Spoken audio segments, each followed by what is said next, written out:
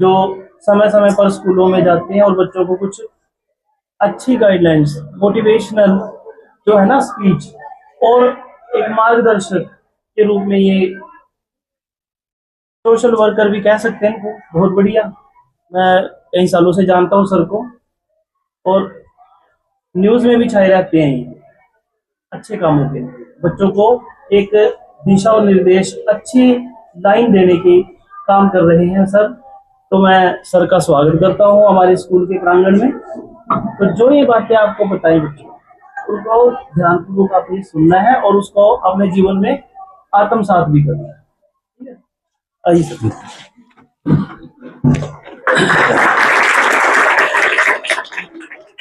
धन्यवाद सर। आदरणीय प्रधानाचार्य जी, सभी अध्यापकगण व प्यारे बच्चों, जय हिंद।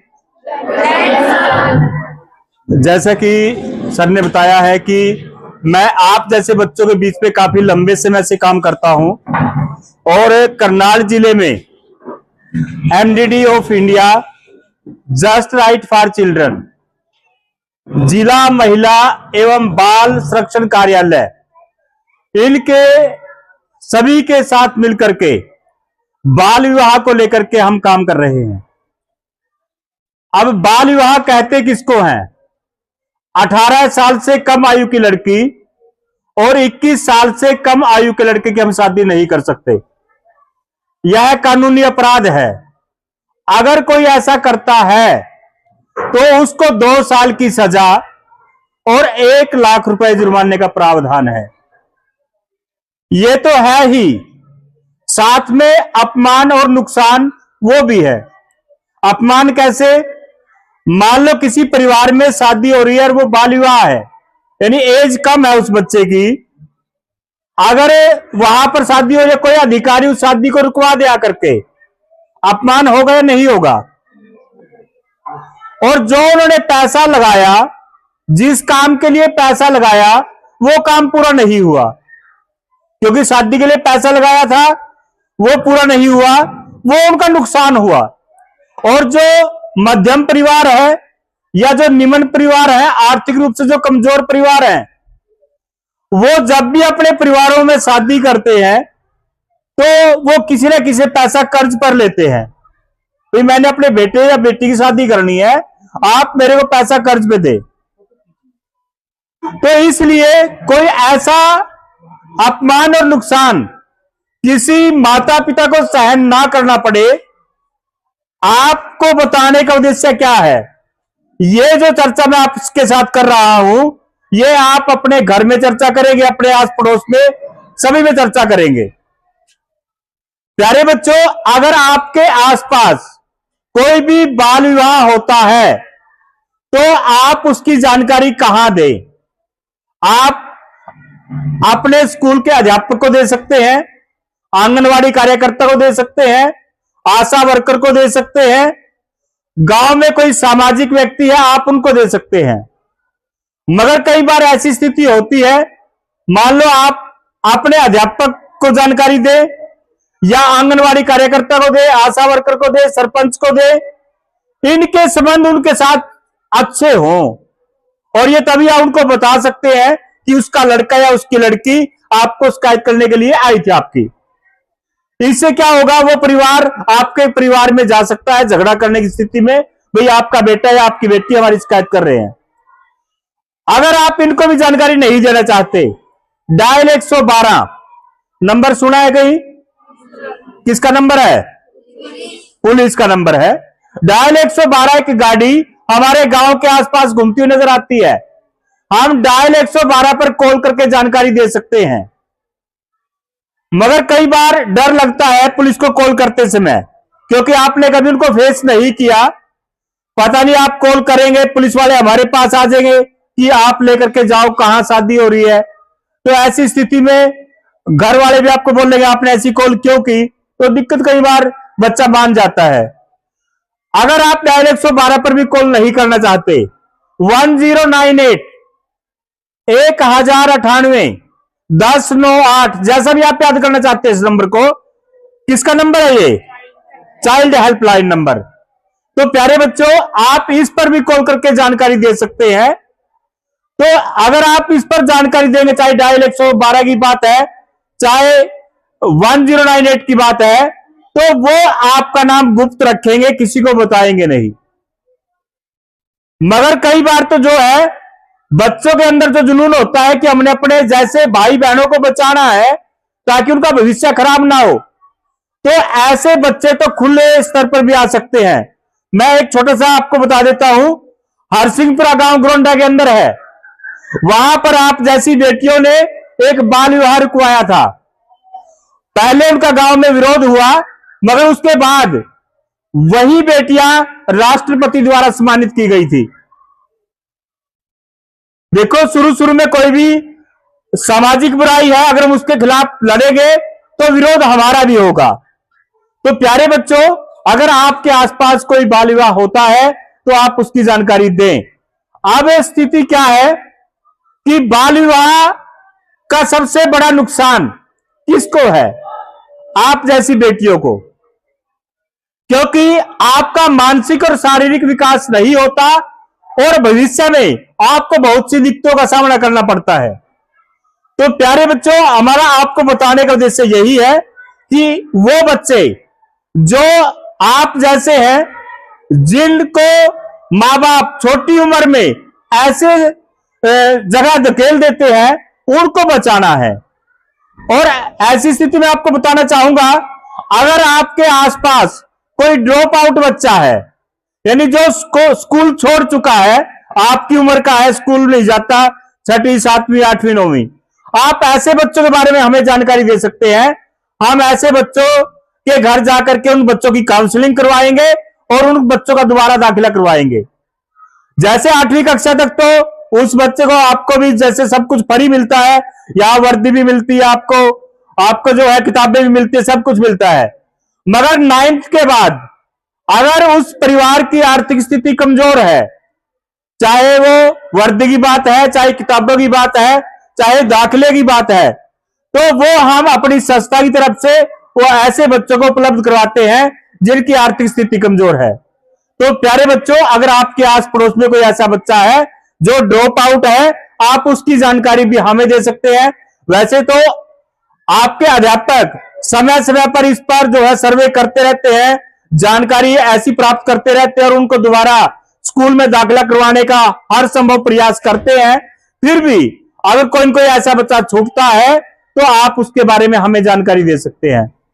तो मैं उम्मीद करूंगा आप सभी बच्चों से कि जो बातें मैंने आपको बताई है, विशेष जो कार्यक्रम में ये आज लेकर के आया था, कल अक्षय तृतीया है।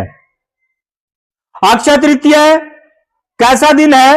यानी जब हम कोई भी शादी विवाह करवाते हैं अपने परिवार के अंदर, तो शादी विवाह करवाने से पहले मुहूर्त निकलवाया जाता है। जिन बच्चों का मुहूर्त नहीं निकलता, तो यह ऐसा बोला जाता है कि अक्षय तृतीया के दिन बिना मुहूर्त के शादियां करवा दी जाती हैं, मूर्त दिखाने की कोई जरूरत नहीं है। तो ऐसी स्थिति में बड़ी संख्या में कल के दिन शादियां होंगी और उन शादियों के बीच में बाल विवाह होने की संभावनाएं ज्यादा हैं। तो हमारा उद्देश्य आप तक बात पहुंचाने का यही है कि ये बातें आप पूरे गांव में फैलाएं, अपने रिलेशन में जो भी जिससे भी आप चर्चा करते हैं, बातचीत करते हैं फोन पर, तो आप उन पर ये बातचीत जरूर करें ताकि वो नुकसान और अपमान से बच सके और वो बच्चे आप जैसे उनका भविष्य बन सके, वो भी आपकी तरह पढ़े और आगे बढ़े। हमारा यही उद्देश्य है। तो मैं धन्यवाद करूंगा, आप सभी बच्चों ने ध्यान से सुना और इसको जरूर अमल में लाएंगे।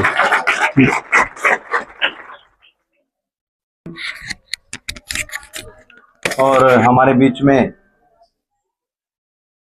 श्री महावीर सिंह जी, जो बहुत ही बहुमूल्य समय निकालकर हमारे बच्चों को कुछ अच्छी बातें बताने के लिए आए हैं। और ये मैंने सुना कि पहले भी आते रहते हैं, मेरे से तो आज पहले बार मुखारबिंद हुए हैं। तो मैं विशेष रूप से महावीर सिंह जी का दिल की गहराइयों से इस मेरे सिकरी स्कूल के प्रांगण में आने पर और बच्चों को बेहतरीन तरीके से महत्वपूर्ण जानकारी शेयर करने के लिए धन्यवाद देना चाहूँगा। निश्चित रूप से प्यारे बच्चों, विभाग समय समय पर आपको बहुमूल्य जानकारियों से अवगत करवाता रहता है, कोई न कोई आता रहता है। ये सरकार की तरफ से आते हैं, इंडिविजुअली नहीं आते, गवर्नमेंट इनको भेजती है। लेकिन प्यारे बच्चों, फायदा जब ही है जब आपको कोई बात बताई जाती है और आप उसको फॉलो करते हैं। ऐसे दुनिया आती है बताने के लिए, क्या फायदा है? जन्मदिन भी मनाते हो, मरण दिन भी मनाते हो, जन्मदिन भी, सारे काम करते हो आप, लेकिन जो इस तरह की जो जानकारी शेयर होती है वो आपके भविष्य को, वो आपके फ्यूचर को सिक्योर करती है। और क्योंकि आप एक पढ़ने वाले विद्यार्थी हैं, आप न केवल अपने लिए बल्कि आपकी जो ये शिक्षा है ये दूसरों के भी काम आनी चाहिए। जैसे सर ने भी कहा कि अपने अड़ोस पड़ोस में आप ध्यान रखें कि इस तरह की कोई वारदात ना हो कि कोई लड़की जिसकी उम्र उतनी ना हो कि शादी लायक हो, 18 साल है ना, लड़की 18 साल, लड़की की 21। क्योंकि अब चेंज कर दी है, पहले कुछ और थी अब चेंज कर दी। तो हेल्पलाइन नंबर भी बताए 1121098, ये तो सभी जगह लिखा हुआ भी है, यहाँ बाहर भी लिखा हुआ है। लेकिन आप आंख मूंद लेते हैं जब इस तरह के इंसिडेंट्स होते हैं ना, पता नहीं क्या बात है, आप अपने लिए भी अवेयर नहीं है, दूसरों के लिए तो कहाँ अवेयर रहेंगे। जब उमा मैडम ने आपको बैठा दिया और ये भी पता कि क्यों बैठाया जा रहा है, कोई आया है आपको संबोधित करने के लिए, फिर भी आप जो है ना इतनी आवाजें करते हैं। कि द्रौपदी मुर्मू एक ऐसे स्कूल में पढ़ी थी जहां पे छप्पर है, छप्पर ऐसे, छप्पर समझते हैं आप, छप्पर घास फूस का, और 2 टीचर थे उसके स्कूल में, उसने पूरा अपना बायोडाटा लिखा, आप भी पढ़ सकते हैं सोशल मीडिया पे। वहां पढ़ने जाती थी और उसके एक फोटो वहां पे ऐसी भी है कि उसके पैरों में चप्पल भी नहीं थे। और क्योंकि शेड्यूल ट्राइब अनुसूचित जनजाति संबंध रखती है, हमारे क्षेत्र में अनुसूचित जनजाति आपको नहीं मिलेगी। ये शेड्यूल ट्राइब जो है पहाड़ी क्षेत्रों में मिलते हैं, उड़ीसा में, मध्य प्रदेश में, जहां पर पहाड़ी होती है वहां पे होते हैं, वो घुमंतु टाइप के लोग होते हैं, समझिए ना। जब एक इतने छोटे से स्कूल से निकलकर वो भारत की इतने बड़े गणराज्य की, इतने बड़े लोकतंत्र की, विश्व में सबसे बड़ा लोकतंत्र देश भारत माना जाता है जिसका लिखित संविधान है, समझे मेरी बात आप। जब वो राष्ट्रपति बन सकते हैं तो फिर आप क्यों नहीं बन सकते? क्या कमी है ऐसी कि आपको टीचर नहीं पढ़ाते? मेरे स्कूल में लगभग सभी टीचर बहुत वेल क्वालिफाइड हैं, मुझे पता है, लेकिन आप ही पढ़ना नहीं चाहते। शुरू शुरू में सोच रहा था कि टीचर नहीं पढ़ाते, लेकिन टीचर पढ़ाते हैं इंटरेस्ट लेके। आप टीचरों से पढ़िए, पूछिए कि मैडम या सर मुझे काम नहीं आया, मेरी समझ में नहीं आया। आपने तो ये कर रखा है कि आधी छुट्टी में भाग जाना और सुबह लेट आना, काम नहीं करना। मैं लेट क्यों आता हूं? मैं सुबह सुबह स्कूल चेक करके आता हूं, आपको पता नहीं मेरी ड्यूटी जो और भी है। कभी आपके मन में वहम है? ये बिल्कुल नॉर्मल डिलीवरी हो जाती थी घर पर, दाई गांव में होती थी, वो करवाती थी। बहुत से अगर पहले की बात करें, कोई इंजेक्शन भी नहीं होता था, बाद में इंजेक्शन लगवा ले, इंजेक्शन भी बाद में आए भी, टेटनस के इंजेक्शन लगवाने हैं। और आज की स्थिति कैसी है? हमारे परिवार में जो बहुएं आती है या हमारी बेटियां दूसरे घर में जाती है, जैसे ही वो गर्भवती होती है तभी डॉक्टर बोल देता है बेड रेस्ट, भाई इसको कोई काम नहीं करना, इसको ये चीजें इंजेक्शन लगवाने हैं, उसको ये करना है समय समय पर। यानी जब से लेकर के जब तक बच्चा जन्म होता है, उसके बाद जब बच्चे जन्म ले लेते हैं, बच्चों को भी इंजेक्शन लगते हैं, तो ऐसी प्रक्रिया से उस बच्चे को गुजरना पड़ता है। वो तो वो बच्चे हैं जिनकी उम्र पूरी होगी, मान लिया 18 साल से वो ऊपर है, तब अगर हम 18 साल से कम आयु में अपनी बेटी की शादी कर दे, उस बच्चे के साथ क्या बीतेगी फिर? यानी हमारा जो विश्व स्वास्थ्य संगठन है ये बोलता है कि सबसे ज्यादा मातृत्व मृत्यु दर तभी होती है जब हम कम एज में अपने बच्चों की शादी कर देते हैं। तो इसीलिए मेरा आप सभी से अनुरोध है कि अगर आपके आसपास कोई बाल विवाह होता है तो आप उसकी सूचना अपने गांव के सरपंच को दे सकते हैं, आंगनवाड़ी कार्यकर्ता को दे सकते हैं, आशा वर्कर को दे सकते हैं। मगर कई बार स्थिति यह होती है, मान लो आप सरपंच को जानकारी दे दे कि सरपंच साहब उसके घर में जो शादी हो रही है उसके बेटे की या बेटी की उम्र कम है, क्या पता उस परिवार के साथ उसके संबंध अच्छे हो, और वो बोल दे उसको जाकर के भाई आपकी शिकायत करने के लिए उसकी बहू आई थी, वो आपके साथ फिर लड़ने के लिए आ जाएंगे। या आंगनवाड़ी मैडम के साथ उस परिवार के संबंध अच्छे हो, आंगनवाड़ी मैडम भी उसको बोल देगी कि भाई ऐसे ऐसे करके उसकी बहू आपके बारे में बोल रही थी। तो इसीलिए अगर आप इनको भी नहीं बोलना चाहते तो डायल 112 ये एक पुलिस का नंबर है, जो एक गाड़ी होती है अपने गांव के आसपास वो घूमती रहती है, तो हम एक डायल 112 पर कॉल करके भी जानकारी दे सकते हैं। अब कई बार स्थिति हो अभी हमने पुलिस वाला कॉल करती तो क्या बरा वो हमारे घर पे आज भी बताओ हमारे को घर कहाँ है उनका, हमारे लिए वो रास्ता हो जाए कि हम पुलिस के चक्कर में कैसे पड़ेंगे, कोई गवाही करनी पड़ जाए, कोई कुछ करना पड़ जाए, ऐसी दिक्कत में मतलब अगर आप पुलिस पर भी नहीं कॉल करना चाहते तो 1098 एक नंबर है, चाइल्ड हेल्पलाइन नंबर हम उसको बोलते हैं, बच्चों की सहायता के लिए नंबर है। आप 1098 पर कॉल करके भी जानकारी दे सकते हैं। तो इससे हम क्या करेंगे कि हम ऐसे बच्चों का बचाव कर सकते हैं जिनका भविष्य जो है वो अच्छा बनना चाहिए, वो बच्चे भी हमारे बच्चों की तरह अच्छी एज में उनकी शादी हो, तो ऐसा हमारा उद्देश्य है। तो इसके लिए एक स्थिति ये भी होती है, अगर आपके आस पड़ोस में कोई 10, 12, 13 साल का बच्चा स्कूल नहीं जाता, आप उसकी जानकारी भी हमें दे सकते हैं। मान लो कोई बच्चा जैसे 8वीं क्लास तक तो उसके लिए सभी फ्री है, किताबें भी उसको मिलती है, वर्दी मिलती है, सब कुछ मिलता है, मगर जब वो 9वीं और 10वीं क्लास में होता है तो 9वीं और 10वीं क्लास में उसको ये चीजें नहीं मिलती। अगर उसके परिवार की आर्थिक स्थिति कमजोर है, मान लो वो अपने बच्चों को किताबें नहीं दिलवा सकता, अपने बच्चों को वर्दी नहीं दिलवा सकता, तो ऐसे बच्चे के बारे में आप हमें बता सकते हैं। ऐसे बच्चों की हम वर्दी भी दिलवाएंगे, उनको किताबें भी दिलवाएंगे और उसका दोबारा स्कूल में एडमिशन भी करवाएंगे, काउंसलिंग करवा करके ऐसे बच्चों की। तो अगर आपके आस पड़ोस में कोई ऐसा बच्चा है जो स्कूल में नहीं जाता, चाहे लड़का है चाहे लड़की है, तो आप उसकी जानकारी भी आंगनवाड़ी मैडम को दे सकते हैं, ताकि ये हमें बता दे, हम उस परिवार के साथ बातचीत करें और उस बातचीत करने के बाद उस बच्चे का दोबारा स्कूल में दाखिला करवा दें।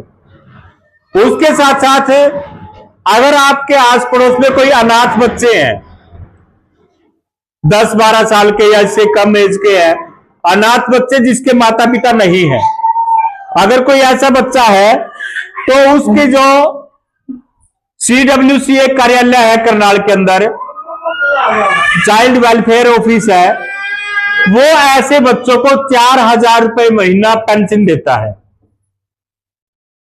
अगर जिस अनाथ बच्चे को 4000 रुपए पर मंथ मिल जाए, पर महीना मिल जाए, तो उसकी अच्छी शिक्षा हो सकती है, वो एक अच्छे स्कूल में पढ़ सकता है, उसको अच्छी किताबें मिल सकती हैं। तो अगर आपके आस पड़ोस में कोई ऐसा बच्चा है जो अनाथ बच्चा है, आप उसके जो भी गार्डियन है, जो उसकी देख रेख कर रहे हैं, चाहे उसके दादा दादी है, चाचा ताऊ है, कोई भी जो उसकी देख रेख कर रहा है, या वो अपनी बुआ के पास आया हुआ है या अपने मामे के घर आया हुआ है, वो क्या करेंगे, उन बच्चों के सारे कागज लेकर के, आधार कार्ड है, फैमिली आईडी है, उसके माता पिता का मृत्यु प्रमाण पत्र है, वो लेकर के करनाल 4 सेक्टर के अंदर दफ्तर है ये, जो वहां पर फायर ब्रिगेड का ऑफिस है उसके ऊपर दफ्तर है ये उन बच्चों को लेकर के वहां जाए दफ्तर के अंदर और उनसे बातचीत करे कि सर ऐसे ऐसे करके ये बच्चे अनाथ हैं, इनकी जो पेंशन है वो करवाएं। तो वो सरकार की तरफ से 4000 रुपए महीना ऐसे बच्चों की पेंशन मानते हैं, ताकि वो बच्चे अच्छी प्रकार से पढ़ सके। तो मेरा आप सभी से अनुरोध ये भी है कि अगर आपके आसपास कोई ऐसा बच्चा है, आप उसके बारे में जानकारी जरूर दें, ताकि वो बच्चे भी पढ़ जाए और पढ़ने के बाद वो बाद में जब बड़े होंगे तो याद करेंगे आपको, भाई उसने हमारे बारे में जो ऐसा बताया था और हमारी जो इसके कारण अच्छी शिक्षा होगी और हमारा जीवन है वो अच्छा बन गया। तो ये बातें भी आप अपने आस पड़ोस में बता सकते हैं। तो मेरा आप सभी से अनुरोध है, क्योंकि देखो आपके पास भी समय बड़ा कम है, तो आपने हमारी बात सुनी, तो इसके लिए मैं आपका धन्यवाद करता हूं और उम्मीद करता हूं कि आप ये बातें अपने आस पड़ोस में जरूर बताएंगे। अगर कोई बाल विवाह होता है आपके आस पड़ोस में तो उसकी जानकारी हमें जरूर देंगे, ताकि हम सब मिलकर उस बाल विवाह को रोक करके ऐसी बेटियों का भविष्य जो बचा सके, ताकि वो भी बड़ी होकर के अपने स्वस्थ रूप में रह सके। तो यही मैंने आज आपके साथ बातचीत करनी थी, तो आपका बहुत बहुत धन्यवाद। उनका क्या, या कई बार ऐसी मजबूरी माता पिता की हो जाती है कि बच्चा गलत रास्ते में चल गया, तो माँ बाप सोचता है कि इससे बेहतर तो यह है कि मैं उसकी शादी कर दूं ताकि मेरी बदनामी ना हो।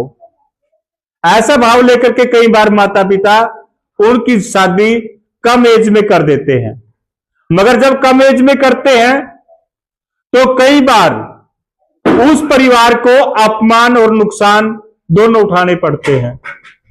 अब अपमान कैसे, मान लो किसी परिवार में शादी हो रही है और उसकी जो उम्र है वो 18 साल से कम है लड़की की, या लड़के की उम्र 21 साल से कम है, और कोई अधिकारी आकर के उसको रुकवा दे बीच में, तो बदनामी होगी।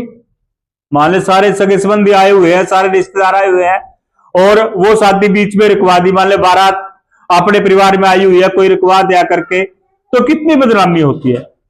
बदनामी के साथ साथ नुकसान।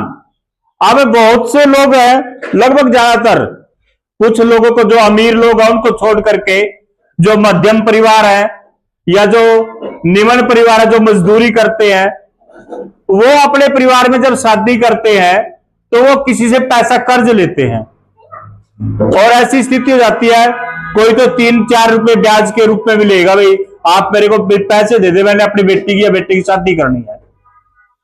मगर जिस उद्देश्य के उसने वो पैसे लिए, जिस उद्देश्य के लिए उसने पैसा लगाया, मान लो उसने शादी के लिए पैसा लगाया और वो शादी बीच में रुक गई, वो पैसा भी उसका बर्बाद गया, तो उस परिवार के साथ क्या बीतती होगी, यह हम भली बात जाना है, क्योंकि हमारे सभी के परिवार है और ऐसे परिवार में हम महसूस कर सके वे इस परिवार के साथ क्या बीतेगी। तो इसलिए हमारा उद्देश्य यही, हम पहले उसको जागरूक करते। अब बात मैं बता रहा था कि भाई अगर बच्चा गलत रास्ते में चल जाए तो उसके लिए क्या करें। हमारी टीम जो है काउंसलिंग करती है ऐसे बच्चों की, कि भाई जो कोई ऐसा बच्चा है, अगर माँ बाप चाहते हैं कि हमारे बच्चों की घर पर काउंसलिंग करें, आकर के काउंसलिंग करना, हमारे पास उसके एक्सपर्ट होते हैं, उन बच्चों को समझाते हैं कि भाई आप ऐसे रास्ते क्यों जा रहे हैं, उनसे बातचीत करेंगे और समझाएंगे उनको, क्योंकि कई बार घर वालों की बात नहीं मानते। वैसे तो मां से बड़ा काउंसलर कोई नहीं, जो मां होती है वो सबसे बड़ी काउंसलर। पाप है, बाल विवाह पाप है, बाल विवाह पाप है, बाल विवाह पाप है, बाल विवाह पाप है, बाल विवाह पाप है, बाल विवाह पाप है, बाल विवाह पाप है, बाल विवाह पाप है, बाल विवाह पाप है, बाल विवाह पाप है, बाल विवाह पाप है। जोर से बोले सही बच्चे, बाल विवाह पाप है, बाल विवाह पाप है, बाल विवाह पाप है।